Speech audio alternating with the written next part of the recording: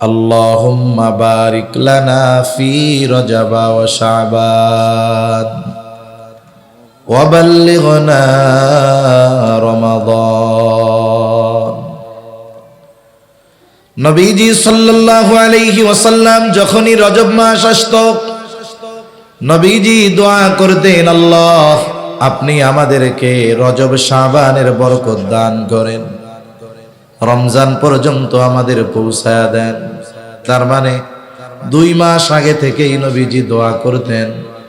এরপরে চলে আসতো শাবান। শাবানের আগমন যখন ঘটত নবীজির প্রস্তুতি আরো বেড়ে যেত। নবীজি সাল্লাল্লাহু আলাইহি ওয়াসাল্লাম দোয়া করার সাথে সাথে মানসিক এবং শারীরিকভাবে প্রস্তুতি নিতেন। মানসিক প্রস্তুতির জন্য কি করতেন?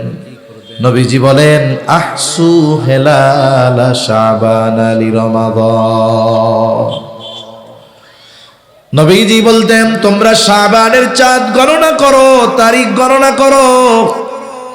রমজানের জন্য তোমরা শাবানের তারিখ গণনা করো। তারিখ গণনার মাধ্যমে মানুষের মেন্টালিটি প্রস্তুতি হয়। কারণ একটা মানুষ যদি প্রত্যেক দিন এই তারিখ মনে করে, আজকে 26, কালকে 27, আজকে 26, কালকে 27, পরের দিন 28, এর পরের দিন 29। এই যে করোনাকালীন সময়, করোনায় দৈনিক এভারেজে মনে করেন 30 জন মারা যাইত। কয়জন? জোরে বলেন, কয়জন? অথচ অন্যান্য সময় এখন আমাদের বাংলাদেশে দৈনিক 3,500 মানুষ মারা যায়। কত হাজার? ওই সময় সংবাদপত্র খুললেই দেখতাম করোনায় মরছে 15 জন। আবার আরেক পত্রিকায় করোনায় মরছে 15 জন। সংবাদ মাধ্যমে করোনায় মরছে 15 জন।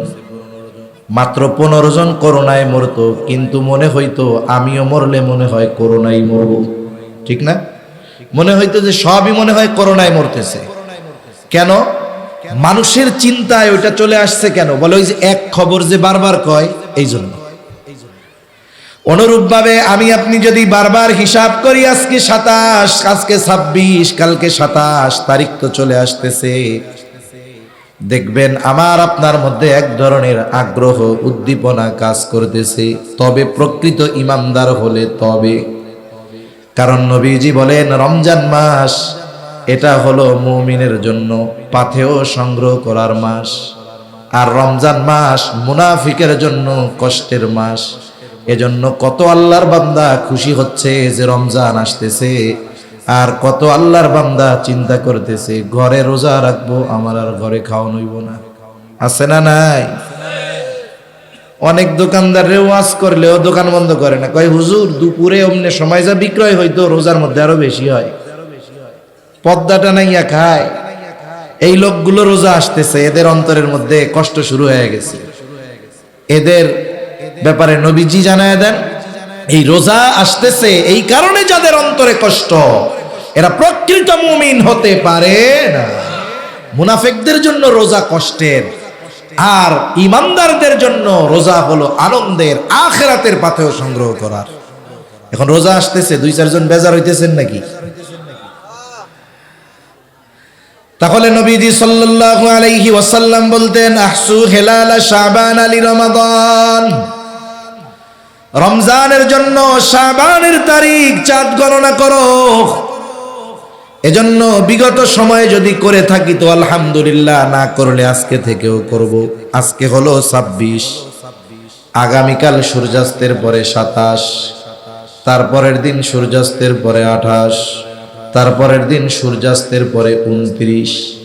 এবার 29 তারিখ, যেই দিন সন্ধ্যা, পরের দিন হতে পারে সন্ধ্যার পরে 1 তারিখ অথবা 30 তারিখ। ঠিক না? এবার কি করব? 29 তারিখ সন্ধ্যায় ইনানির মানুষ পশ্চিম আকাশ খোলা। নবীজির একটা মৃত সুন্নাত বললে চলে, ফাঁকা জায়গায় দাঁড়ায়া পশ্চিম আকাশে রমজানের চাঁদ তালাশ করব তো ইনশাআল্লাহ। এখন আর চাঁদ খোঁজা লাগে না। রাত 12টার সময় ফোন দিবে, 29 তারিখ রাত 12টায়। পোলা আছে সৌদি আরব, ফোন দিয়ে আপনাকেও বাসায় বলে, ওটা চাঁদ দেখা গিয়ে না, হ্যাঁ আরা তো তারাবি বাড়ি চলে আসছি, হ্যাঁ তাহলে আরো কালি এত শুরু হয়ে যাবে, এরকম বলবে না? তার মানে সে নিশ্চিত, যেহেতু আজকে সৌদি আরব দেখা গেছে, কালকে বাংলাদেশে দেখা না যাক আর যাক আর না যাক, কালিয়া বাংলাদেশে 1 তারিখ। এই কারণে আবার ফেসবুকে, শহরের মানুষ আমরা খুঁজি ফেসবুকে, এই 2 কারণে এইরকম একটা সুন্নাহ আমল আমাদের থেকে মরার মতো হয়ে গেছে। এজন্য আমরা 29 তারিখ সন্ধ্যায় পশ্চিম আকাশে চাঁদ তালাশ করব, ইনশাআল্লাহ। করব তো ইনশাআল্লাহ, আল্লাহ তৌফিক দান করে। ওই দিন দেখা না গেলে পরের দিন উঠবে নিশ্চিত, এরপরেও দেখতে যাব, এটা নবীর সুন্নাহ। তাহলে চাঁদ গণনার মাধ্যমে মেন্টালিটি প্রস্তুতি নবীজি নিতেন, আর শারীরিক প্রস্তুতি নবীজির হতো রোজার মাধ্যমে। আবার এই শাবানের রোজা বড় ফজিলতময় রোজা। নবীজি সাল্লাল্লাহু আলাইহি ওয়াসাল্লামকে বলা হলো, রমজান মাস ব্যতীত আপনাকে, রমজান ছাড়া শাবান মাস ব্যতীত আপনাকে অন্য কোন মাসে এত রোজা রাখতে দেখি নাই। তার মানে শাবান মাসে নবীজি রমজান ছাড়া সবচাইতে বেশি রোজা রাখতেন। নবীজি সাল্লাল্লাহু আলাইহি ওয়াসাল্লাম বলেন, শাবান মাস এমন একটা মাস, যেই মাস রজব আর রমজানের মধ্যবর্তী মাস। এই মাসটা হলো এমন এক মাস, এই মাসের ব্যাপারে অধিকাংশ মানুষ হলো উদাসীন। নবীজি বলেন, এই মাসে বান্দার আমল আল্লাহ তাআলার কাছে পেশ করা হয়। অন্যান্য সময় হলো সপ্তাহে 1 দিন, রজব মাসে প্রতিদিন। নবীজি সাল্লাল্লাহু আলাইহি ওয়াসাল্লাম বলেন, নবীজি সাল্লাল্লাহু আলাইহি ওয়াসাল্লাম বলেন, শাবান মাসে প্রত্যেক দিন বান্দার আমল আল্লাহ তাআলার কাছে পেশ করা হয়। এই জন্য আমি এটা পছন্দ করি যে আমার আমল আল্লাহর সামনে পেশ করা হবে, আর ওই অবস্থায় আমি থাকবো রোজাদার। এটা আমি পছন্দ করি। এজন্য নবীজি শাবান মাসে সবচেয়ে বেশি রোজা রাখতেন। তবে হাদিসের মধ্যে আসছে, নবীজি বলেন শেষ 2 বা 1-2 দিন রোজা রাখার ব্যাপারে নবীজি মানা করছেন, যাতে করে শাবানের রোজা আর রমজানের রোজা মিশে না যায়। যারা রাখছে তো ভালো, যারা রাখে নাই এখনো 1-2 দিন রাখার সুযোগ আছে, রাখা যাইতে পারে। এতে কি হবে? রমজান মাস শুরু হইলে দেখবেন কিছু মানুষ সারা বছর রোজা রাখে না, কিন্তু আলহামদুলিল্লাহ রমজানে রাখে, আছে না নাই?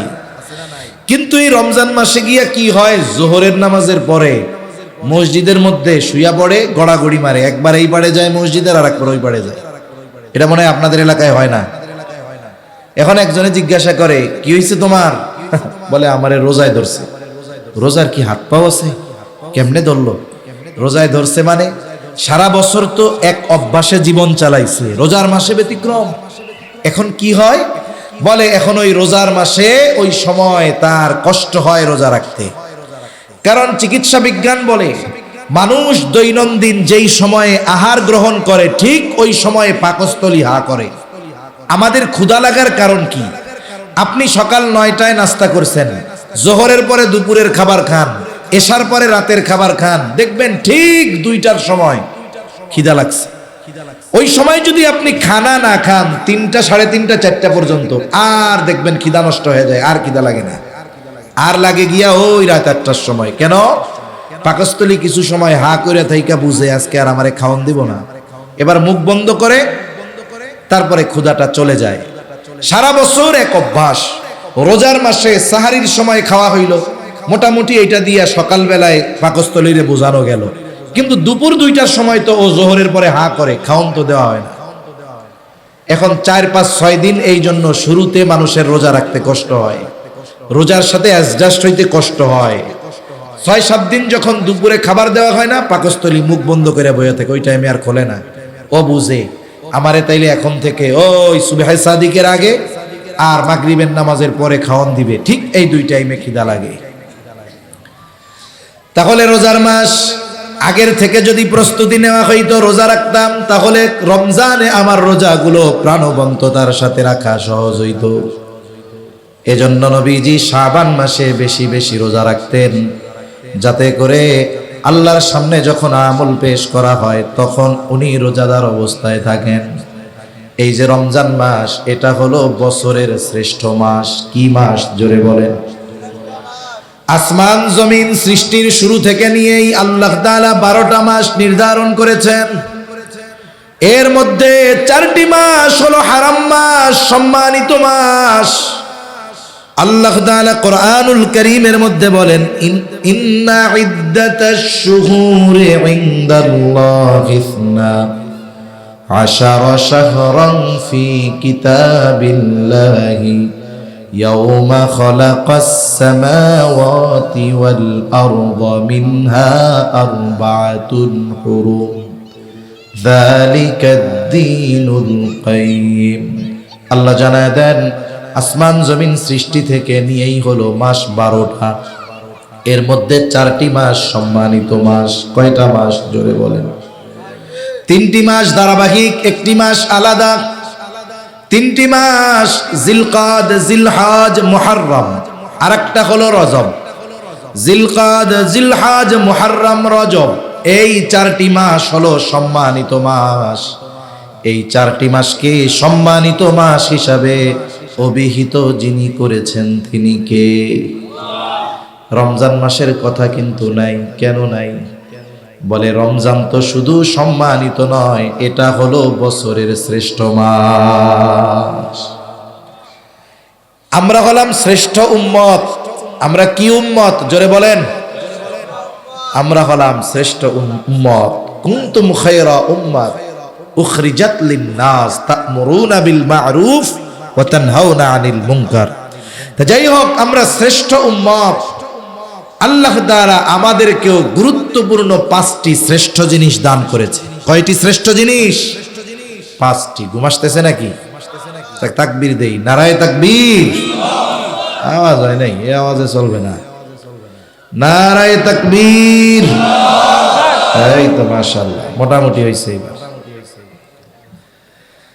আল্লাহ তাআলা আমাদেরকে শ্রেষ্ঠ 5টা জিনিস দান করছে। কয়টা জিনিস? 1 নাম্বার, আমাদেরকে দান করেছে সাইয়্যিদুল আম্বিয়া, নবীদের সর্দার, শ্রেষ্ঠ নবী আল্লাহ আমাদের দান করেছে। আমরা শ্রেষ্ঠ নবীর উম্মত, আমরা পেয়েছি শ্রেষ্ঠ নবী। 2 নাম্বার, সাইয়্যিদুল কুতুব, আমাদেরকে আল্লাহ দান করেছেন শ্রেষ্ঠ কিতাব। সুবহানাল্লাহ বলেন। আমরা পেয়েছি সাইয়্যিদুশ শুহুর, শ্রেষ্ঠ মাস। তাহলে 1 নাম্বার পেয়েছি শ্রেষ্ঠ নবী, 2 নাম্বার শ্রেষ্ঠ কিতাব, 3 নাম্বার শ্রেষ্ঠ মাস। আমরা পেয়েছি সাইয়্যিদুল লায়াল, শ্রেষ্ঠ রজনী। আমরা পেয়েছি শ্রেষ্ঠ রাত। কোনটা শ্রেষ্ঠ রাত? লাইলাতুল কদর। সুবহানাল্লাহ বলেন। আমরা পেয়েছি শ্রেষ্ঠ দিন। শ্রেষ্ঠ দিন হলো জুমার দিন আর 2 ঈদের দিন। শ্রেষ্ঠ দিন জুমার দিন আর 2 ঈদের দিন। এই 5টি শ্রেষ্ঠ জিনিস আমরা পেয়েছি আর হয়েছি শ্রেষ্ঠ উম্মত। সুবহানাল্লাহ বলেন। তাহলে শ্রেষ্ঠ উম্মত হওয়ার অন্যতম এক কারণ, আমরা পেয়েছি শ্রেষ্ঠ নবী, সাথে সাথে শ্রেষ্ঠ মাস। এই যে কয়েকদিন পরেই আগমন ঘটবে সেই শ্রেষ্ঠ মাসের, হয়তো মার্চের 1 তারিখ সন্ধ্যা থেকে শুরু হবে, অথবা 2 তারিখ নিশ্চিত। শ্রেষ্ঠ মাস। এখন উম্মত শ্রেষ্ঠ হইল এইগুলা পেয়ে, আর এই মাস কেন শ্রেষ্ঠ হলো এটাও আমরা জানবো ইনশাআল্লাহ। আমরা শ্রেষ্ঠ উম্মত হইছি কয়টি শ্রেষ্ঠ জিনিস পাওয়ার কারণে। এর মধ্যে একটি হলো শ্রেষ্ঠ মাস পাইছি, রমজান মাস। এখন এই রমজান মাস কেন শ্রেষ্ঠ হলো, কোন কোন কারণে, আমরা কয়েকটা কারণ জানবো ইনশাআল্লাহ। কারণ দেখুন, একটা জিনিস সম্পর্কে যদি আপনার জানা থাকে, আপনি ওই জিনিসটার কদর করবেন, মূল্যায়ন করবেন। যদি না জানা থাকে, কদর করবে না। ছোট বাচ্চা, মনে করেন 3 বছর বয়স, এর হাতে আপনি যদি একটা চকলেট দেন আর ওই পরিমাণ একটা স্বর্ণের টুকরা দেন, ও কোনটা নিবে বলেন তো? ও স্বর্ণ 2 কামড় মেরে ওইটা শক্ত, খাওয়ান যাইতো না, দে চকলেট দাও। তার মানে ওই 1 লাখ টাকার স্বর্ণের চাইতে ওর কাছে 1 টাকার চকলেটের দাম বেশি। কেন? বলে ও তো স্বর্ণ, জন্য ওইটা সে নিবে না। আমরা যখন কোনো বিষয়ের সম্পর্কে জানতে পারবো এর তাৎপর্য কি, মাহাত্ম্য কি, তখন এই জিনিসটার কদর মূল্য আমার আপনার কাছে হবে। আর যদি না জানি তাহলে আমাদের আফসোস করা ছাড়া আর কোনো পথ নাই। মুরব্বীরা গল্প বলতেন, আমিও মাঝে মধ্যে দুই এক জায়গায় বলি গল্প, আর কি শিক্ষণীয় বিষয়। গল্প তো গল্পই, কিন্তু গল্প থেকে শিক্ষাটা গ্রহণ করতে হয়। এজন্য আমরা যদি আমাদের এই দ্বীন ইসলাম, আল্লাহ তাআলার হুকুম আহকামের পরিচয় যথাযথভাবে না জানি, তাহলে মূল্যায়ন করতে পারবো না। হায় হায় আফসোস করলে কোনো কাজ হবে না। যাই হোক, গল্পর দরকার নাই, মূল আলোচনার দিকে যাই। তাহলে দেখুন, আল্লাহ তাআলা আমাদের দান করেছেন শ্রেষ্ঠ মাস। কি মাস দান করছে? শ্রেষ্ঠ মাস। কেন শ্রেষ্ঠ মাস রমজান? এক নাম্বার শ্রেষ্ঠত্বের কারণ, আল্লাহ তাআলা এই মাসে রোজা ফরজ করেছে। কি ফরজ করেছে জোরে বলেন? আল্লাহ রাব্বুল আলামিন এই মাসে রোজা ফরজ করেছে। আল্লাহ তাআলা বলেন, শাহরু রমাদানাল্লাযী উনজিলা ফীহিল কুরআনু হুদাল লিন-নাসি ওয়া বায়িনাতিম মিনাল হুদা ওয়াল ফুরকান ফামান শাহিদা মিনকুমুশ শাহরা ফালইয়াসুম।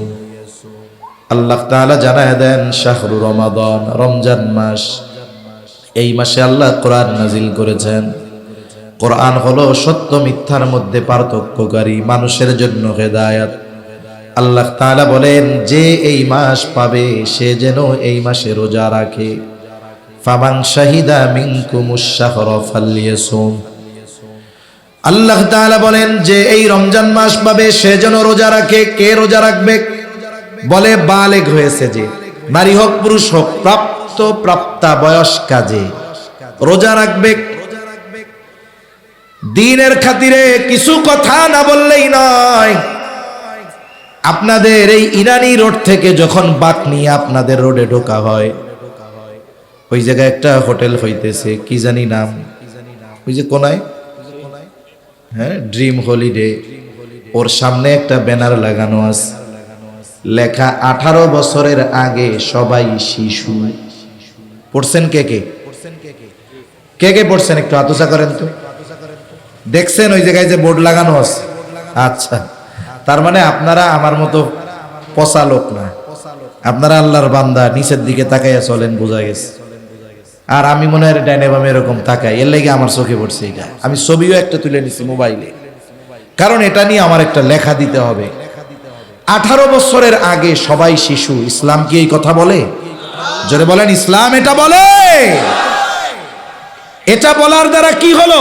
রাষ্ট্রীয়ভাবে কিশোর গ্যাংয়ের অবৈধ কর্মকাণ্ডকে বৈধতা দেওয়া হয়ে গেল। আপনি খোঁজ নেন আশেপাশে যত অকারেন্স করে, এগুলো সব 18 বছরের কম। কেরানীগঞ্জে পিস্তল ঢাকায় দিনের বেলা ব্যাংক ডাকাতি করছে, 15-16 বছর বয়স, শাস্তি নাই কেন? এগুলা শিশু। ফালতুমি বাদ দেন মিয়া। ইসলাম বলে প্রাপ্তবয়স্ক হওয়ার সর্বশেষ সময়সীমা চন্দ্রমাস হিসাবে 15 বছর। আহাদ্দুল বুলুগ, বালেগ হওয়ার সর্বশেষ সময়সীমা কত বছর? জোরে বলেন, কত বছর? 15 বছর। এটা ইংরেজি হিসাবে নয়, আরবি হিসাবে। তাহলে কয় মাস হয় ইংরেজি হিসাবে? 14 বছর 7 মাস। 14 বছর 7 মাস হওয়ার পরে কোন ছেলে অথবা মেয়েকে শিশু বলার সুযোগ নেই। এর আগেও হতে পারে। চিকিৎসা বিজ্ঞান বলে এখন 10 বছর বয়সে ছেলে বালেগ হতে পারে। একটা মেয়ের যখন প্রতি মাসে তার কিছু অসুস্থতা আল্লাহ প্রদত্ত ভাবে হয়, 3 থেকে 10 দিনে অসুস্থতা থাকে, এটা যখন শুরু হয় তখন থেকে ওই মেয়ে প্রাপ্তবয়স্কা। এটা ইসলামের আইন মানতে হবে। হতে পারে, হ্যাঁ ঠিক আছে, যদি শারীরিক গঠন এগুলোর কারণে, অসুস্থতাজনিত কারণে বিবাহ পরে দেওয়া হচ্ছে, সেটা ভিন্ন বিষয়। কারণ ফুড পয়জনিং এর কারণে একটা কম বয়সী মেয়ে সে যদি সন্তান ধারণ করে তার অসুস্থতা হতে পারে, এটা আমাদের খাদ্যে ভেজালের কারণে। কিন্তু এই কারণে তাকে শিশু বলার, ছেলেকে শিশু বলার সুযোগ নাই। এখন দেখুন, তাহলে 12 বছরে বালেগ হতে পারে, 10 বছরে হতে পারে, 13 বছরে হতে পারে, 14 বছরে হতে পারে। তবে 14 বছর 7 মাসের পরে কাউকে শিশু বলার সুযোগ নাই। এর দ্বারা কি হবে? আপনি এই কিশোর গ্যাং যত আছে, কক্সবাজারে কিশোর গ্যাং মনে হয় নাই, সারা দেশে আছে। আপনি এই কিশোর গ্যাংয়ের যে অপরাধ, এটার বৈধতা দিলেন, অপরাধগুলোকে হালকা বানায় দিলেন। ও মার্ডার করছে, ওরে আটকায় দিয়া বলবে ও শিশু অপরাধী, ওরে বড়দের মতো শাস্তি দেওয়া যাবে না। এই সুযোগ পাইলে সমাজে অপরাধ বাড়বে না কমবে? ইসলাম বুঝে না, তো দিন বুঝে না, বাস্তবতা বুঝে না।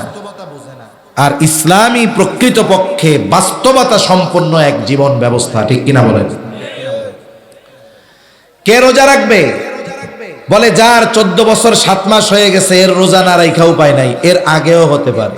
বালেগ হওয়ার যত আলামত আছে, এগুলো যদি তার মধ্যে পাওয়া যায়, সে প্রাপ্তবয়স্ক বয়স্কা, তার জন্য রোজা রাখতে হবে। যদি সে অচেতন, পাগল না হয়, ব্রেন যদি ঠিক থাকে, মুসাফির যদি না হয়, আবার যদি এমন অসুস্থতা, রোজা রাখলে মারা যাওয়ার মতো অবস্থা, রাখতে পারতেছে না, এমন ব্যক্তি যদি না হয়, তাহলে এই ধরনের নারী আর পুরুষ তাদের জন্য রোজা রাখা ফরজ। কিন্তু অনেক বাপ ছেলের 15 বছর 14 বছর এর রোজা রাখতে দিবে না, অথচ সে প্রাপ্তবয়স্কা হয়ে গেছে। ও ভাই, ঘরের মধ্যে যদি ছেলে মেয়ে থাকতো, আগুন যদি লাইগা যাইতো, আপনি কি চিন্তা করতেন আমার পোলা মাইয়া ঘুমাইতেছে, থাক, ডাকার দরকার নাই, আগুন জ্বলে জ্বলুক? রাখতেন কেউ? নিজে আগুনে পুড়ে ওদেরকে বের করতেন। আপনি যে তাকে নামাজ পড়ান না, আপনি যে তাকে রোজা রাখতে দেন না, কেমন যেন আপনি স্বহস্তে নিজের হাতে সন্তানকে জাহান্নামে নিক্ষেপ করতেছেন। এজন্য আমরা আমাদের সন্তানদের রোজায় অভ্যস্ত করবো। এখন তো ঠান্ডার সময় আস্তে আস্তে আসতেছে, যার ফরজ হয় নাই আপনি তারেও বলেন তুমি রাখো, যতক্ষণ পারবা তুমি রাখবা, তুমি না পারবা যখন ভেঙে ফেলবে। এতে সে অভ্যস্ত হবে রোজার সাথে, আগ্রহী হবে। তাহলে বলতেছিলাম, এই মাস যে পাবে সে রোজা রাখবে। এই মাসে অন্যতম এক ফরজ বিধান হলো রোজা। তবে এই মাসেরও কিছু ফাজাইল আছে, এই মাসেরও কিছু আলাদা তাৎপর্য আছে। অন্যতম এক তাৎপর্য যে আল্লাহ রাব্বুল আলামিন এই মাসকে বরকতময় মাস করেছেন। আর আল্লাহ তাআলা এই মাসেই আমাদের জন্য ইসলামের অন্যতম বুনিয়াদ রোজাকে আল্লাহ ফরজ করেছে। ইসলামের ভিত্তি হলো 5টা। কয়টা? জোরে কোন? বুনিয়াল ইসলামু আলা খামস, শাহাদাতি আল্লা ইলাহা ইল্লাল্লাহ ওয়া আন্না মুহাম্মাদার রাসূলুল্লাহ ওয়া ইকামিস সালাতি ওয়া ইতাইজ যাকাহ ওয়াল হজ্জি ওয়া সাওমি রমাদান। রমজানের রোজা এটা ইসলামের অন্যতম এক ভিত্তি, এটা ফরজ। কেউ যদি না রাখে, রাখার সামর্থ্য থাকার পরেও যদি রোজা না রাখে, নিঃসন্দেহে তার কবিরা গুনাহ। 2 নম্বর, যদি কেউ রোজার ফরজিয়তকে অস্বীকার করে, নিঃসন্দেহে তার ঈমান চলে যায়। একজন হলো পাপ করে, পাপকে পাপ মনে করে পাপ করে, আর একজন হলো পাপও করে, ওইটারে বৈধ মনে করে। বলে একজন পাপ করার পরে সে যদি ওই পাপকে পাপ মনে করে ও গুনাহগার হবে, তবে বেঈমান হবে না। কিন্তু আরেকজন যদি পাপ করে না ঠিক, কিন্তু ওই পাপকে সে বৈধ মনে করে, তাহলে তার ঈমান থাকবে না। দেখছেন, একজন পাপ কইরাও বেঈমান হয় না, আরেকজন বিশ্বাসের কারণে পাপ না করেও বেঈমান হয়ে যেতে পারে। তাহলে 1 নাম্বার বলে এই মাসে আল্লাহ তাআলা রোজা ফরজ করেছেন। রোজা হলো ইসলামের 5টি ভিত্তির অন্যতম ভিত্তি। এখন এই রোজার মধ্যে কি আছে, রোজার দ্বারা ফায়দা কি, ফজিলত কি? নবীজি সাল্লাল্লাহু আলাইহি ওয়াসাল্লাম রোজার ফজিলতের কথা জানায় দিয়েছেন। রমজান মাসের ফজিলতের কথা আল্লাহ জানায় দিয়েছেন। রোজা রাখলে লাভ কি হবে? রাসূলুল্লাহ সাল্লাল্লাহু আলাইহি ওয়াসাল্লাম জানায় দেন, রোজা হলো জাহান্নাম থেকে বাঁচার ডাল। আস-সাওমু জুন্নাতুন, রোজা হইল ডাল। আপনাদের এলাকায় ঢাল নিয়ে মারামারি দেখছেন আপনারা? হইছে আপনাদের অঞ্চলে এক সময় কি হইতো? ঢাল নিয়ে মারামারি হইতো, যে দেখেন নাই? অনেক অঞ্চলে ঢাল নিয়ে মারামারি হয়, এরকম লম্বা লম্বা থাকে, এরকম মারে, আর এক পক্ষ এরকম ঠেকায় দেয়, ঢাল দিয়ে আত্মরক্ষা করে, তরবারি দিয়ে তরবারির আঘাত থেকে, তীর বর্ষার আঘাত থেকে রক্ষা করার জন্য জিহাদের ময়দানে, যুদ্ধের ময়দানে এই ঢাল এগুলো ব্যবহার করা হইত। রোজা হলো জাহান্নাম থেকে বাঁচার অন্যতম ঢাল। এখন বলেন তো, এই ঢাল যদি কাগজের হয় আর আগুনের কাছে যদি নেওয়া হয়, ওই ঢাল কি টিকবে? ওটা নিজেও পুড়বে, আমারেও পুড়াবে। এজন্য রোজাটা রোজার মতো হওয়া দরকার। হাদিসের মধ্যে রোজার যত ফজিলতের কথা আছে, এই ফজিলতগুলো যদি অর্জন করতে হয়, অবশ্যই রোজাটা হতে হবে গুনাহমুক্ত রোজা। আমরা অনেকে মনে করি রোজা হলো সুবহে সাদিক নিয়ে সূর্যাস্ত পর্যন্ত পানাহার আর স্ত্রীর কাছে না যাওয়া, এটাই মনে হয় রোজা। না না, এর দ্বারা আপনি শুধু ফরজ আদায় করলেন, কিন্তু আপনি যদি রোজা রেখে টেলিভিশন দেখেন, চোখের গুনাহ করেন, জবানের গুনাহ করেন, হাতের গুনাহ করেন, পায়ের গুনাহ করেন, তাহলে কি হলো? বলে এই গুনার কারণে রোজার ফজিলত থেকে আমাদের মাহরুম হওয়া লাগবে। এজন্য নবীজি সাল্লাল্লাহু আলাইহি ওয়াসাল্লাম বলেন, কিছু মানুষের রোজা হলো না খেয়ে থাকার নামান্তর। তার ওই রোজার দ্বারা শুধু ফরজ আদায় হয়, কিন্তু রোজার যে ফজিলত সেটা সে বঞ্চিত হয়। এই জন্য অঙ্গ প্রত্যঙ্গের রোজা আছে, জবানের রোজা আছে, চোখের রোজা আছে, হাত পায়ের রোজা আছে। এখন আমি যদি রোজা রেখে চোখ দিয়ে গুনাহ করি, চোখের রোজা হলো না। জবান দিয়ে যদি গীবত করি, গুনার কথা বলি, তাহলে আমার রোজার ফজিলত পাওয়া হলো না। হাত দিয়ে গুনাহ করলাম, পা দিয়ে গুনাহ করলাম, হলো না। তার মানে সারাদিন যেমন উপোস থাকতে হবে, না খেয়ে থাকতে হবে, অনুরূপভাবে অঙ্গ প্রত্যঙ্গকেও গুনার থেকে বাঁচানোর দরকার আছে না নাই? আমরা দৃঢ় প্রতিজ্ঞা করি নিজের সাথে নিজে, আর একজনের সাথে করলে তো ওয়াদা করলে যদি না করি তাহলে কি হবে? ওয়াদা খেলাফ হবে। ওয়াদা খেলাফ করা মুনাফিকের আলামত। সেই জন্য আমি কোনো সময়, খুব কম সময় মানুষদেরকে হাত উঁচু করে ওয়াদা করাই না, কারণ এই ওয়াদা এই জায়গায় আবেগে করে, বাইরে গিয়া একটু পরে লোহা পিটাইলে লোহা একটা কথা কয়। কি কয় জানেননি? কয় যেই সেই। আপনি এইখানে আমার সাথে ওয়াদা করলেন, আপনি যদি বাইরে গিয়ে ওই কাজটা করেন তাহলে ওয়াদা খেলাফকারী হতে হবে। এজন্য আমি বলি, আপনি নিজের সাথে নিজে ওয়াদা করেন যে আমার নফসকে আমি জিততে দিব না, শয়তানকে জিততে দিব না। আমাদের এবারের রোজা হবে গুনাহ মুক্ত রোজা। কোন ইনশাআল্লাহ। আল্লাহ তৌফিক দান করেন বলি আমিন। আমার মা বোনদেরও খেয়াল করতে হবে, রোজার মাসে বিয়ান্নে রান্না নাই, দুপুরে রান্না নাই। এখন 3 মহিলা 3 বোন এক জায়গায় হয়েছে, এবার বৈশা মাত শুরু, গল্প শুরু হবে। আস্তে আস্তে ওই গল্পটা গীবতের মজলিসে পরিণত হয়ে যাবে, ঠিক কি না? এজন্য আমরা রোজার মাস চেষ্টা করব আমলে কাটানোর জন্য, প্রত্যেকটা অঙ্গ প্রত্যঙ্গের গুনাহ থেকে বাঁচার জন্য। দেখুন হাদিসের মধ্যে আসছে, জেনা শুধু একজন নারী পুরুষ গোপনে মিলিত হওয়া এটা নয়, এটাও তো জেনা। তবে নবীজি জানায় দেন, চোখের জেনা দেখা, হাতের জেনা ধরা, জবানের জেনা বলা, পায়ের জেনা চলা। তার মানে প্রত্যেকটা অঙ্গ প্রত্যঙ্গের আলাদা আলাদা পাপ আছে। তাহলে না খেয়ে থাকা যেমন রোজা, অনুরূপভাবে গুনাহমুক্ত রোজা যদি অতিবাহিত হয়, ওই রোজা আমার আপনার জাহান্নাম থেকে বাঁচার ঢাল হয়ে যাবে। ওই রোজা কিয়ামতের দিন আমার আপনার জন্য সুপারিশ করবে। হাদিসের মধ্যে আসছে, নবীজি সাল্লাল্লাহু আলাইহি ওয়াসাল্লাম বলেন, as-siyamu wal Qur'an ইয়াশফাআন লিল আবদি ইয়াউমাল কিয়ামা। সিয়াম এবং কোরআন কিয়ামতের দিন বান্দার জন্য আল্লাহ তাআলার কাছে সুপারিশ করবে।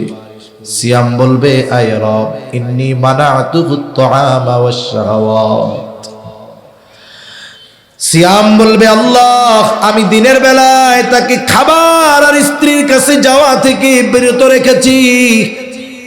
আয় আল্লাহ আপনি তার ব্যাপারে আমার সুপারিশ কবুল করেন। কোরআন বলবে আল্লাহ ইন্নী মানাতুহুন নাওমা বিল্লাইল, আমি তারে রাতে ঘুমাইতে দেই নাই, আপনি তার ব্যাপারে আমার সুপারিশ কবুল করেন। নবীজি সাল্লাল্লাহু আলাইহি ওয়াসাল্লাম বলেন আল্লাহ তাআলা কোরআন এবং রোজার সুপারিশ তার জন্য কবুল করবে। রোজা রাইখা গুনাহ করলে ওই রোজা সুপারিশ করবে? ওইটা তো দুর্বল রোজা, অত পঙ্গু রোজা, ওরা অভিশাপ দিবে যে আমারে রেখে গুনাহ করছে। এজন্য আমরা চাই রোজা আমাদের জন্য যেন সুপারিশ করে। এজন্য গুনাহমুক্ত রোজা রাখবো তো ইনশাআল্লাহ। ওয়াদা, নিজের সাথে নিজে ওয়াদা করবো যে এইবারের রোজা হবে গুনাহমুক্ত রোজা।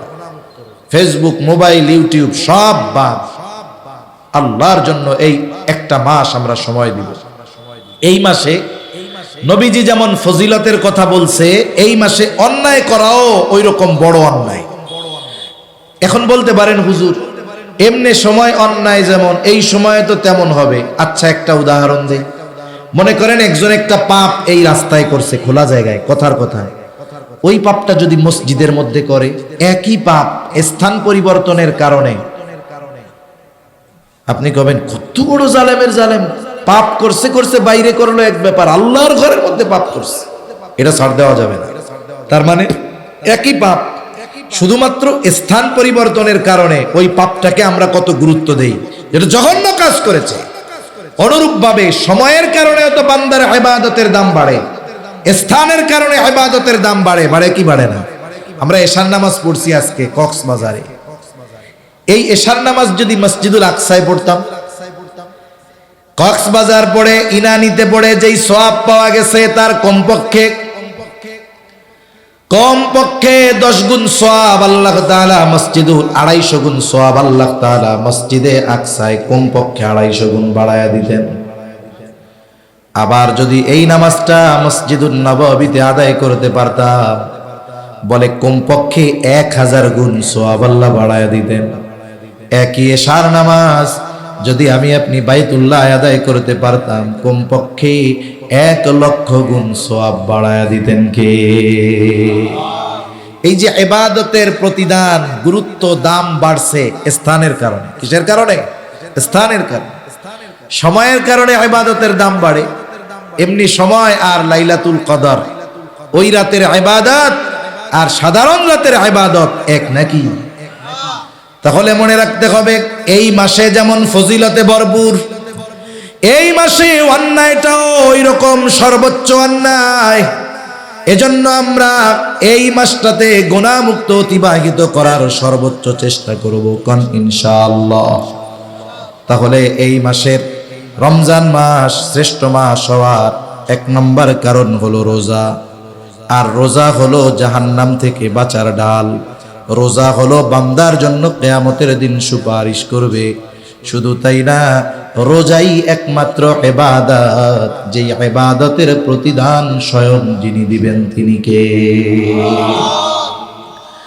রাসূলুল্লাহ সাল্লাল্লাহু আলাইহি ওয়াসাল্লাম বলেন কুল্লু আমাল ইবনি আদম লাহু ইল্লা সিয়াম, বনি আদমের প্রত্যেকটা আমল তার নিজের জন্য, তবে রোজা ব্যতীত। হাদিসে কুদসি নবীজি সাল্লাল্লাহু আলাইহি ওয়াসাল্লাম বলেন, আল্লাহ তাআলা বলেন আস-সাওমু লি ওয়া আনা আজজি বি। নবীজি বলেন আল্লাহ তাআলা বলেছেন রোজা আমার জন্য, আর এই রোজার প্রতিদান স্বয়ং আমি আল্লাহ নিজে। স্বয়ং প্রতিদান আল্লাহ নিজে, আল্লাহ নিজে দিবেন। এখানে একটা গল্প মনে পড়ছে, বলি দেখেন। এক রাজার 4 বউ। কয় বউ? জোরে কন, কয়টা? কারো আসেনি 4 জন? নাই কারো? আছে? আলহামদুলিল্লাহ। এই না করতে পারলেও এটার সমর্থন দিতে হবে। একটা বিষয় আমি করতে পারতেছি না, ওই যে আগেই বলছি আমি পারতেছি না, ঠিক আছে, কিন্তু আরেকজন যখন করছে শরীয়তের একটা কাজ, অনেক সময় আছে কিছু বৈধ আমল না হওয়ার কারণে, জায়েজ আমল বৈধ আমল না হওয়ার কারণে সমাজের মানুষ অনেক সময় ওই আমলটাকে ঘৃণা করে বসে। আছে না নাই? আমাদের এলাকায় এক লোক, তার চাচা মারা গেছে, এরপরে তার চাচিরে বিয়া করছে। শরীয়তে নিষেধ আছে এটা? নিষেধ নাই তো। চাচা মারা গেছে, চাচিকে বিয়া করছে। লোকটা আরো উদারতার পরিচয় দিয়েছে, চাচিকে বিবাহ করছে। সমাজের মানুষ তো জানে না, এখন ওই বেটারে পারলে এক গইরাই করে দেয় যে এ কবিরা গুনাহ করে ফেলছে। অথচ সমাজে সুদ খাইয়া জেনা করে, ব্যভিচার করে, পরকিয়া করে ভরে যাচ্ছে, এরে কিছু কয় না। ওই আল্লাহর বান্দা চাচা মারা গেছে, এবার তার চাচির এসে বিয়া করছে, তারে পারলে গ্রাম থেকে বের করে দেয়। এরপরে ওলামায়ে কেরাম মানুষরে বুঝাইছে যে আসলে বিষয়টা উনি যা করছে, তাহলে চিন্তা করেন এই কাজটা হালাল কাজ, সমাজের মানুষ মনে করতো খারাপ কাজ, ঠিক না? উনি করছে। এখন এটাকে মানুষ যে ঘৃণা করতো, মানুষের অ্যাটিটিউড, আচরণ দেখে বোঝা গেল যে তারা এটারে পছন্দ করে না, উল্টা মনে হয় এই হালাল কাজটারে হারাম মনে করে। তা কি হইছে? এই যে লোকটা করছে, যে করার কারণে সমাজের মানুষের ভুল দূর হয়েছে কি হয় নাই? মানুষ বুঝতে পারছে যে না, লোকটা শরীয়ত বহির্ভূত কোনো কাজ করে নাই, হারাম কাজ করে নাই, হালাল কাজ করছে। এজন্য ভাই, আপনি আমি একটার বেশি করতে পারি নাই, এটা ভিন্ন কথা, কিন্তু যারা চারটা করছে, করতেছে, বা আল্লাহ করার তৌফিক দিছে, করছে, এদেরকে বাহবা দেওয়া দরকার, এলাকার থেকে পুরস্কার দেওয়া দরকার। যেমন একটা কর্ম যেটা সমাজ জেনার বিরুদ্ধে বলে না, পরকীয়ার বিরুদ্ধে বলে না, কিন্তু একজন যদি একাধিক স্ত্রী গ্রহণ করে, বিবাহ করে, তারে সমাজের মানুষ পারলে ধুইয়া দেয়, এটা খুব মন্দ এবং গর্হিত একটি কাজ। এখন রাজার চাইর বউ, এখন রাজায় কইছে কি, গল্প তো গল্পই, রাজায় বলছে কি যে আজকে তোমাদের 4 জনের জন্য আমার ধনভাণ্ডার ওপেন, যার যা মন চায় তাই না। একজন কয় আমার হলো স্বর্ণের ভাণ্ডার, আর একজন কয় আমার হইলো রূপার ভাণ্ডার, আর একজন কয় আমার হলো হীরার ভাণ্ডার। এখন আর একজন কোনো কিছুর কাছে না গিয়ে রাজার পাশে এরকম খাড়ায় রয়েছে, কয় কিরে তুমি যাও না কেন? ওরা তো সব নিয়ে গেল। কয় আমার কিছু লাগবে না, আমার আপনারে লাগবে। আমার কারে লাগবে? আপনাকে লাগবে। ইমাম গাজ্জালী রাহমাতুল্লাহি আলাইহি বলেন, মান লাহুল মাওলা ফালাহুল কুল, বলে আল্লাহ যার হয়ে যায়, কুল কায়নাত তার হয়ে যায়, ঠিক কিনা বলেন? আর আল্লাহ বলেন আস-সাওমু লি ওয়া আনা আজজি বি, বলে বান্দা রোজা আমার জন্য রাখে, আর এই রোজার প্রতিদান স্বয়ং আমি আল্লাহ নিজে। এখন কোন গোনা কইরা যদি সে রোজা রাখে, এই রোজা তো আল্লাহ তাআলার জন্য হবে না, তাহলে এই রোজার প্রতিদান আল্লাহকে পাওয়া যাবে না। এজন্য রোজা রাখতে হবে, গোনা মুক্ত রোজা। আবার দেখেন রোজাদার আল্লাহ তাআলার কাছে কত প্রিয়। একটা মানুষ যখন দীর্ঘ সময় না খেয়ে থাকে, পাকস্থলীতে খানা পড়ে না, পানি পড়ে না, এই কারণে তার জবানের মধ্যে কিছু গন্ধ হয়। যেমন আপনি যদি একটা ঘর পরিষ্কার পরিচ্ছন্ন করে আটকায়া রাইখা চলে যান, অনেক সময় সফরের সুবাদে আমরা রেস্টুরেন্টে উঠি, হোটেলে উঠি, পরিষ্কার পরিচ্ছন্ন কইরা রাখছে, কোনো ময়লা নাই, কিন্তু রুমে যখন ঢোকা হয় একটা গন্ধ লাগে, কি লাগে না? এটা কেন? বলে ওইখানে কেউ বসতি করে না, থাকে না, খালি ঘর, এজন্য একটা গন্ধ হয়। রোজাদার যখন দীর্ঘ সময় অনাহারে থাকে, বলে ওই পাকস্থলী শুকনা থাকে, এই জন্য একটা গন্ধ আসে মুখ দিয়া। মেসওয়াক না করার গন্ধ না, কারণ মেসওয়াক না করার গন্ধ ভিন্ন, আর পাকস্থলী থেকে আসা ওই গন্ধটা ভিন্ন। এটা শুধুমাত্র রোজার জন্য হয়। এজন্য রোজা রেখে মিসওয়াক করতে কোনো অসুবিধা নাই, তবে পেস্ট দিয়ে ব্রাশ করা এটা মাকরুহ কাজ হতে পারে, স্বাদ গলার মধ্যে চলে যাবে, রোজা নষ্ট হয়ে যাবে। এখন বলেন তো, আল্লাহ তাআলার কাছে রোজাদারের মুখের গন্ধটা আল্লাহর কাছে প্রিয়। এখন যদি ওই রোজাদার রোজা রেখে গীবত করে, গীবত, তার মুখ দিয়ে রোজার রাখার গন্ধ বের হবে না, বরং তার মুখ দিয়ে মরা ভাইয়ের গোশত খাওয়ার গন্ধ বের হবে। নবীজি বলেন লাখুলুফু ফামিস সাইমি আতয়াবু ইনদাল্লাহি তাআলা মির রিহিল মিস্ক। নবীজি সাল্লাল্লাহু আলাইহি ওয়াসাল্লাম বলেন, এই যে রোজাদার রোজা রাখার কারণে তার জবান দিয়ে গাল দিয়ে যেই গন্ধ বের হয়, এটা আল্লাহ তাআলার কাছে মেশক আম্বরের গন্ধের চাইতেও বেশি প্রিয়। এখন আমার মুখের এই গন্ধ আল্লাহর কাছে প্রিয় হবে কখন? যখন আমার জবানটা গুনাহমুক্ত থাকবে। তা না হলে আমি যদি গুনাহ করি, গীবত করি, মরা ভাইয়ের গোশত আমার দাঁতের ফাঁকে ফাঁকে লেগে থাকবে।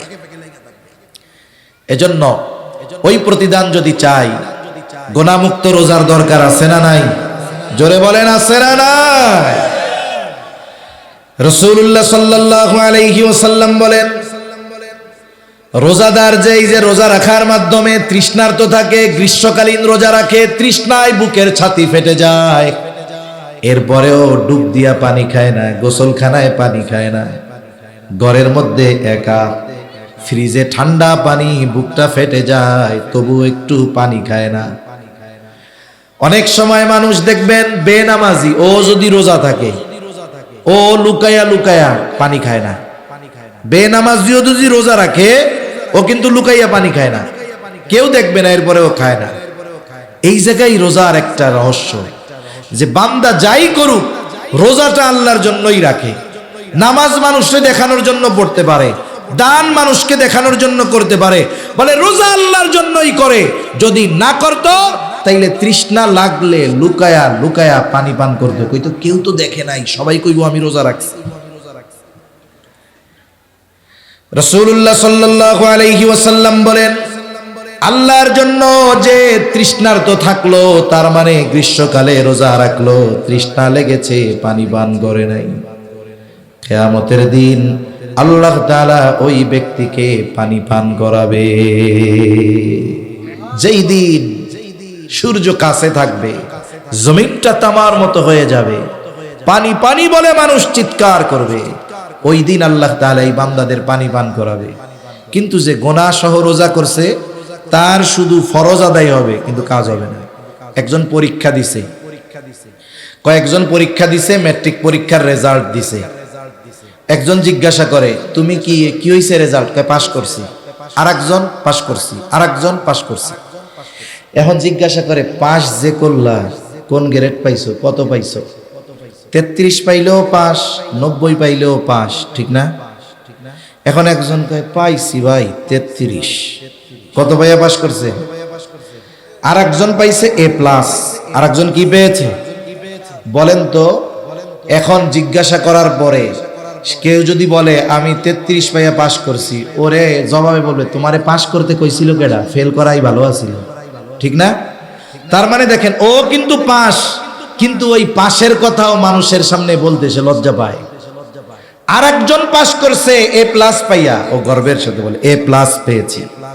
এজন্য রোজাদারও ওই কোয়ালিটির হয়।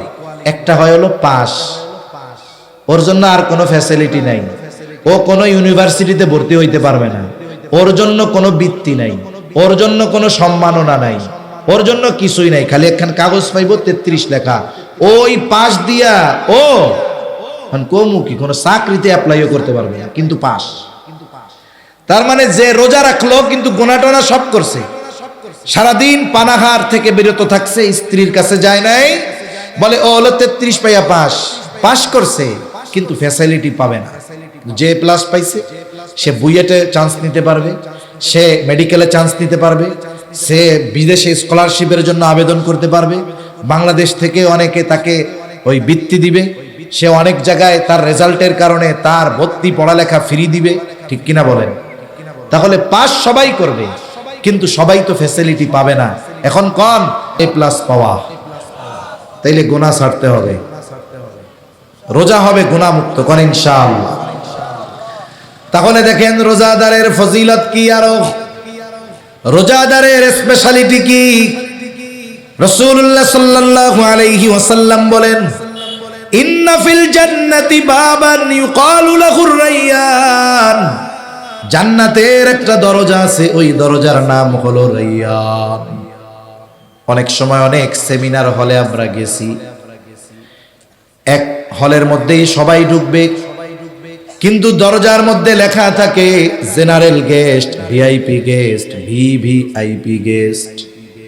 আবার কার্ডেও লেখা থাকে এখন বলেন তো, জেনারেল গেস্ট যদি ভিভিআইপি গেস্টের দরজা দিয়ে ঢুকতে যায়, বাগেন মিয়া কোথেকে আইছেন আপনি? ওই গেট দিয়ে ঢুকে, নাম পাবলিক কোন জায়গায়, এই জায়গায় আইছে। আর ওই ভিভিআইপি যে তার গেট, ওই জায়গায় কত রকমের সংবর্ধনা, সে যাবে ফুলের তোড়া দিয়ে অভিবাদন জানাবে, এরপরে বসবে, তাকে অভিবাদন জানিয়ে লাল গালিচা সংবর্ধনা দিয়ে এরপরে চেয়ারে এনে বসাইবে, ঠিক কিনা বলেন? ঢুকবে সবাই একই হলে, কিন্তু সবার কি সম্মান সেম হবে? বলে রোজাদারের জন্য জান্নাতের একটা স্পেশাল দরজা আছে, সেই দরজার নাম হলো রাইয়ান। ওই দরজা দিয়ে শুধুমাত্র রোজাদারেরা প্রবেশ করতে পারবে। ওই দরজা থেকে ফেরেশতারা আহ্বান করবে, ফাআইনাস সাইমুন, কোথায় রোজাদারেরা, এদিক দিয়ে আসেন। শুধুমাত্র রোজাদারেরা ঢুকবে, তারা ব্যতীত একটা মানুষকেও আল্লাহ তাআলা ওই দরজা দিয়ে ঢুকতে দিবে না। এটা রোজাদারদের জন্য স্পেশালিটি। তাহলে কথা অনেক লম্বা হয়ে যাচ্ছে। শ্রেষ্ঠ মাস কেন? বলে এক নাম্বার কারণ এই মাসে আল্লাহ তাআলা রোজা ফরজ করছে। কি ফরজ করছে? আরো জোরে, কি ফরজ করেছে? ঘুম আসতেছে নাকি? আর একটা তাকবীর হবে, নারায়ে তাকবীর, নারায়ে তাকবীর।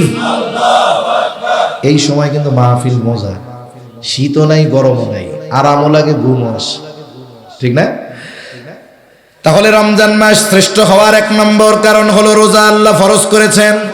রোজার কিছু ফাজাইল আমরা জানলাম। দুই নাম্বার কারণ রমজান মাস শ্রেষ্ঠ কেন?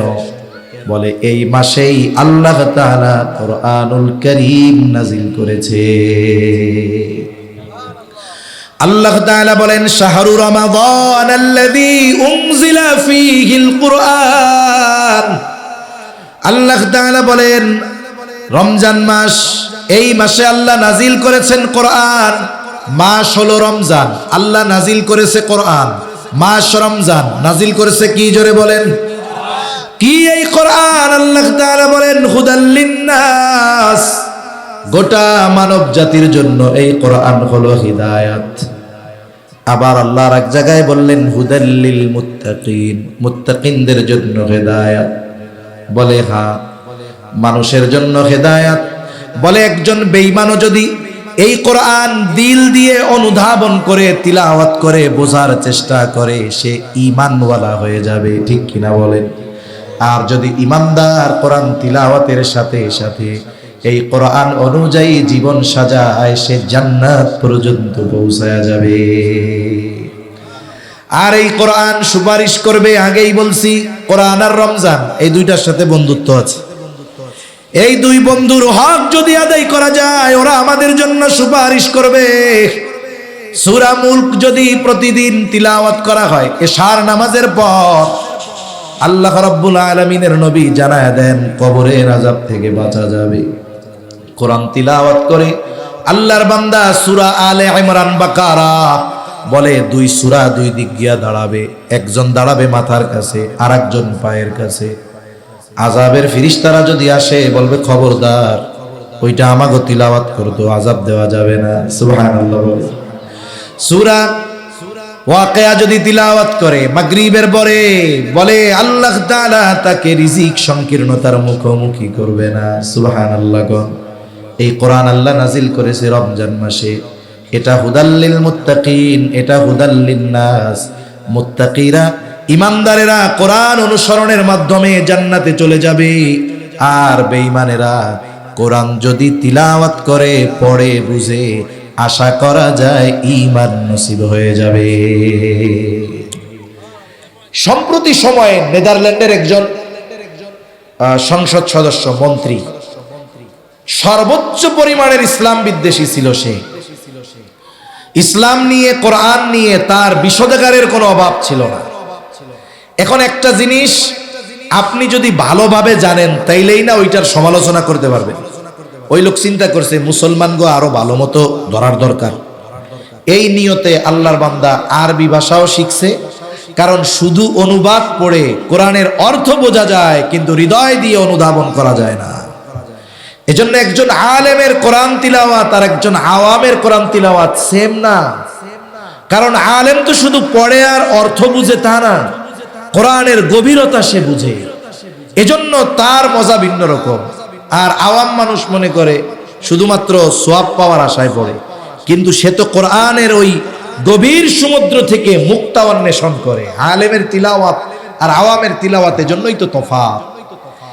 এখন ওই ব্যক্তি আরবি ভাষা না শিখলে, আপনি যে ভাষা শিখবেন না সেই ভাষার গভীরতা আপনি অনুধাবন করতে পারবেন না। যেমন 2 দিন আগে গেছি টেকনাফে, এখন আমারে কইতেছে টাইউন চিনন না? টাইউন কারে কয়? ওনারা চিনন না? টমেটো ইবে যদি আড়ারে জিগে আড়া করতে পারুম না বাজি। আমি কিন্তু চিটাঙ্গে ভাষা শিখে ফেলছি, ওয়াজও শুনি মাঝে মধ্যে, আব্দুল্লাহ আল মারুফ ভাইটা শুনি। এখন চিন্তা করতেছি এরপরের থেকে চিটাং আইসা চিটাঙ্গে ভাষায় ওয়াজ করা লাগবে।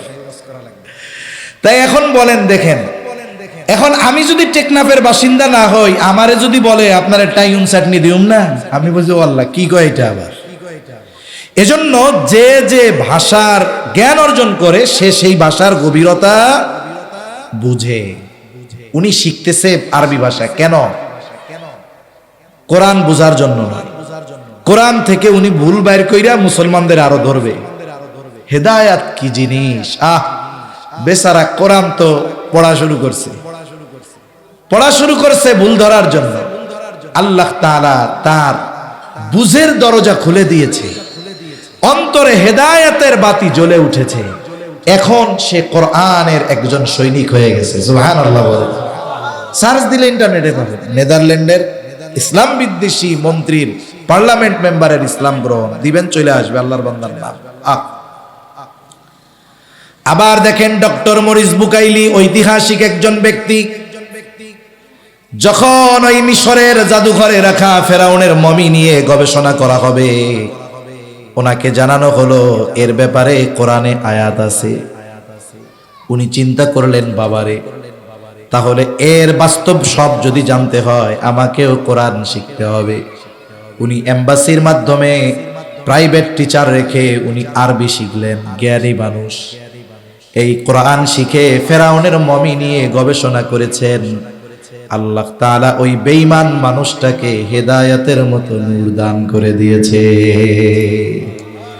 কারণ যে কোরআন বুঝে সে সত্য মিথ্যার পার্থক্য করতে পারে। এজন্য কোরআনের আরেক নাম হলো ফুরকান।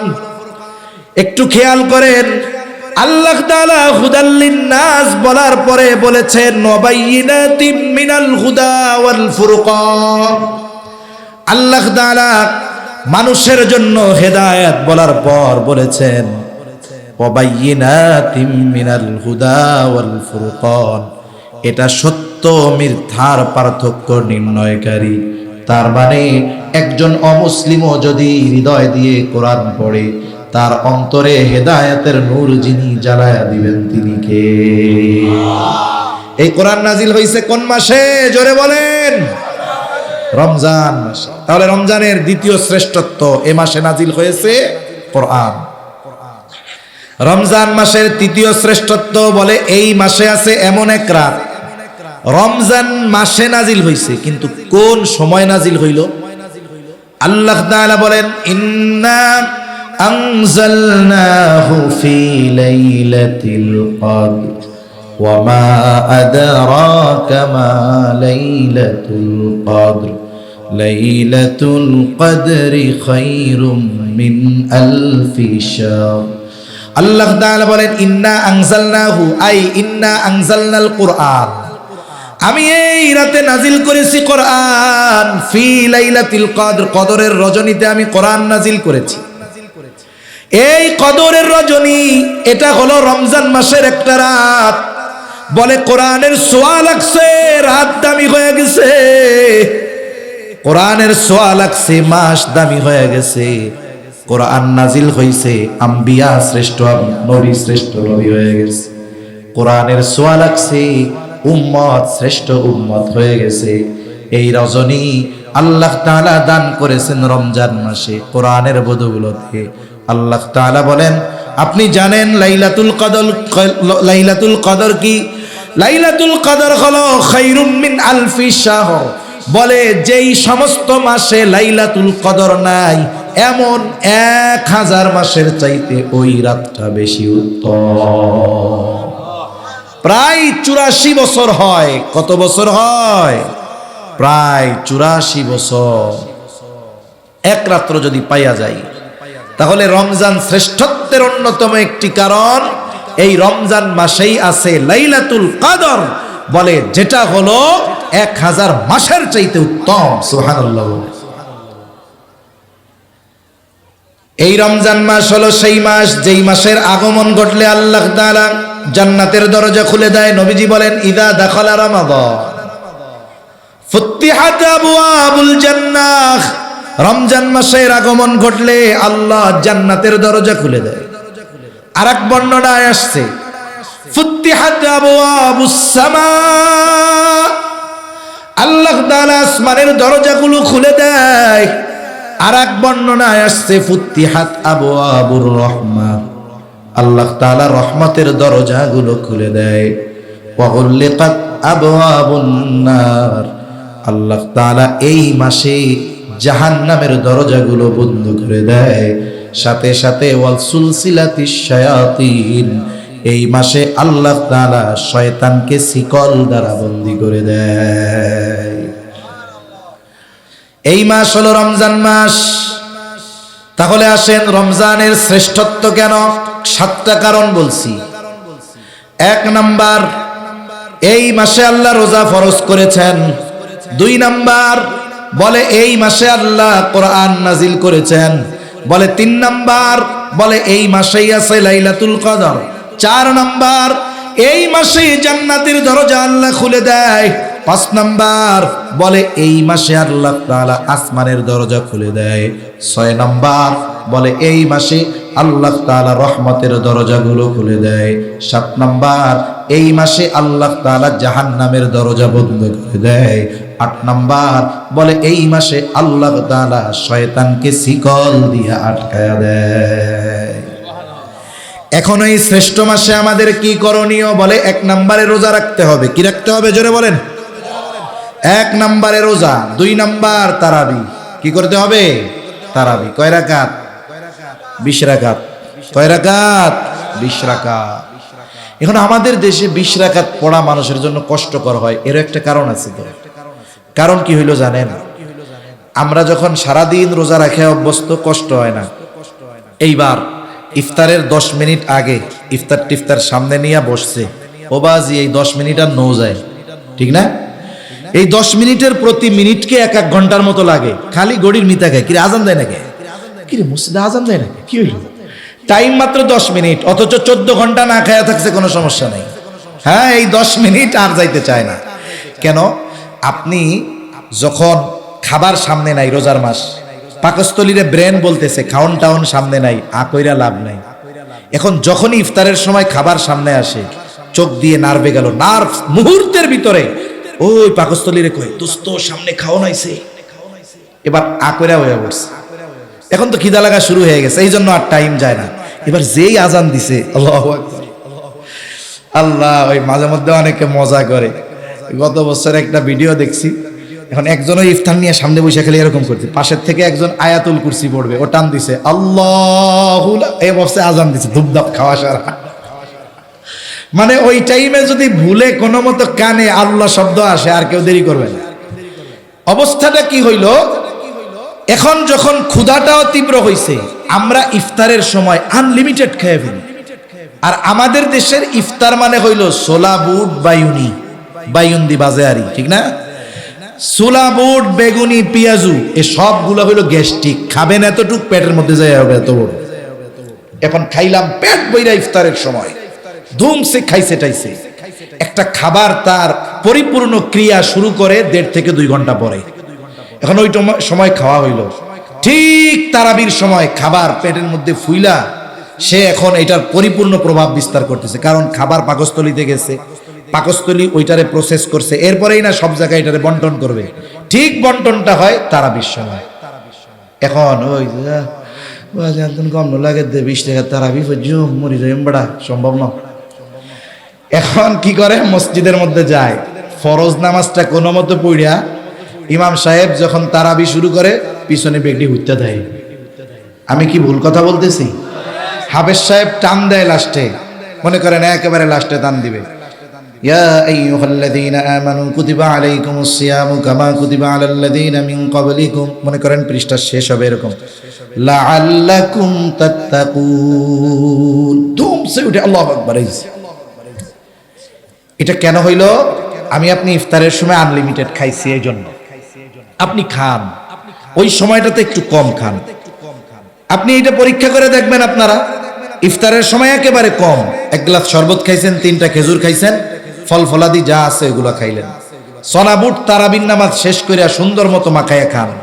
কিন্তু আপনি মাগরিবের সময় যে কম খাইলেন, এতে আপনি কাইত হইয়া পড়ে যাবেন না। 13 ঘন্টা না খাইয়া থাকছেন, 14 ঘন্টা, তাহলে আগেই পড়ে যাইতেন। এখন আপনি ওই দিন তারাবির নামাজটা পড়েন ইফতার কম খাইয়া, এরপরে আমার কথা মনে করেন যে হুজুর ঠিক কথা কইছে না ভুল কথা কইছে।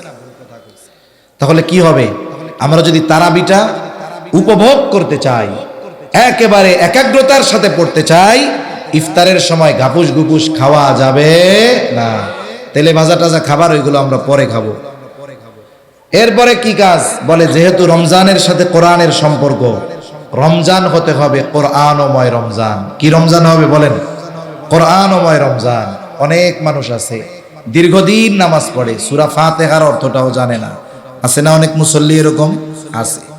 কমপক্ষে কোরআন যারা শুদ্ধ করে পড়তে পারে না, আপনি যদি আপনার ইমাম সাহেবকে বলেন যে ইমাম সাহেব হুজুর, কোরআন শরীফ শুদ্ধ না হইলে তো নামাজ হবে না, নামাজ ভাঙ্গার প্রথম কারণ হলো নামাজে অশুদ্ধ পড়া, তো এক কাজ করেন, আমাদেরকে একটু শুদ্ধভাবে কোরআন শিখাইয়া দেন, আর নামাজের জন্য কমপক্ষে ছোট 10টা সূরা আর সূরা ফাতিহা সহ এই সূরাগুলো একটু শুদ্ধভাবে আমাদের মস্ক করায় দেন, আর কোরআনটা রিডিং শুদ্ধ শিখাইয়া দেন।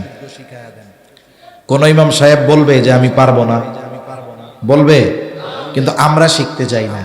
আমরা শিখতে চাই না কেন? কারণ আমরা চিন্তা করি আমি তো ইমাম সাহেবের উপরে গরম দিয়া কথা কই, এখন আমি যে দুআয়ে কুনুত পারি না, আমার যে সূরা নাস সহি শুদ্ধ নাই, এটা যদি ইমামে জানে আমার ইজ্জত থাকবো? বুঝেন নাই কথা? এখন আপনি আমি লজ্জা করে এগুলো শিখলাম না, কিন্তু এই কেরাত অশুদ্ধর কারণে আমার ইবাদত হলো না, নামাজ হলো না। এখন নামাজ হইল না, আখেরাতে মেহমানদারি ডান্ডার পিঠা আছে না নাই? এখন বলেন আখেরাতে পিটানি খাওয়া ভালো না দুনিয়া একটু লজ্জা পাওয়া ভালো? দুনিয়া একটু লজ্জা পাইলাম ইমামের সামনে, অসুবিধা কি? আমি যদি শিখি লজ্জাকে বাদ দিয়ে, মানুষ লজ্জা বাদ দিয়ে কত আকাম করে, লজ্জা বাদ দিয়ে কোরআন শিখতে আমাদের মন চায় না।